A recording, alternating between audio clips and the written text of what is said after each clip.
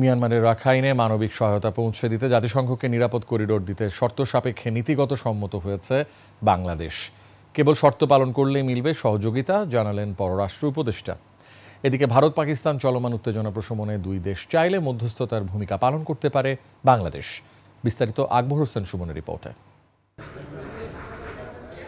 সম্প্রতি কাতারে আর্থনার শীর্ষ সম্মেলনে যোগ দিয়ে দেশে ফিরে সাংবাদিকদের মুখোমুখি হন পররাষ্ট্র উপদেষ্টা। কোনো না কোনো ধরনের যোগাযোগ আমরা অফিসিয়াল যোগাযোগ অবশ্যই করতে পারি না একটা নন স্টেট অ্যাক্টরের সাথে, কিন্তু কোনো ধরনের একেবারে বিচ্ছিন্ন সম্পূর্ণ থাকবো, আমরা চাইলেও বিচ্ছিন্ন থাকতে পারবো না।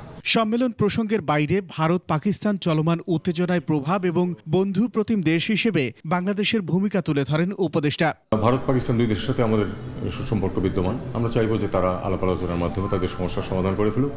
আমরা ইতিমধ্যে দেখেছি যে মধ্যস্থতার প্রস্তাব দু একটি দেশের কাছ থেকে এসেছে। যেভাবেই হোক, মধ্যস্থতার মাধ্যমে হোক অথবা দ্বিপক্ষীয় আলাপ আলোচনার মাধ্যমে হোক, আমরা চাই যে উত্তেজনা প্রশমিত হোক এবং শান্তি বজায় থাকুক। আমি মনে করি না যে এই মুহূর্তে আমাদের মধ্যস্থতার কোনো ভূমিকা নেওয়ার চেষ্টা করা উচিত। আমরা চাইবো যে তারা নিজেরাই সমাধান করে ফেলুক। তারা যদি আমাদের সহায়তা চায় যে আপনারা মধ্যস্থতা করুন, তাহলে হয়তো আমরা যাবো, কিন্তু তার আগে আমরা আগ বাড়িয়ে এটা কিছু করতে চাই না। জেনেক্সে শিফট করো, লাইফকে লিফট করো।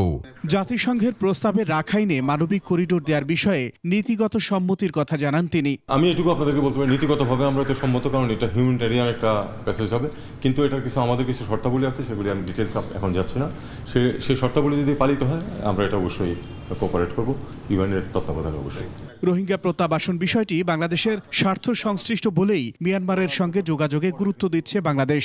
মিয়ানমারের অভ্যন্তরীণ সংঘাত তো আমাদের স্বার্থের সাথে সংশ্লিষ্ট। আকবর হোসেন সুমন, 21 টেলিভিশন, ঢাকা।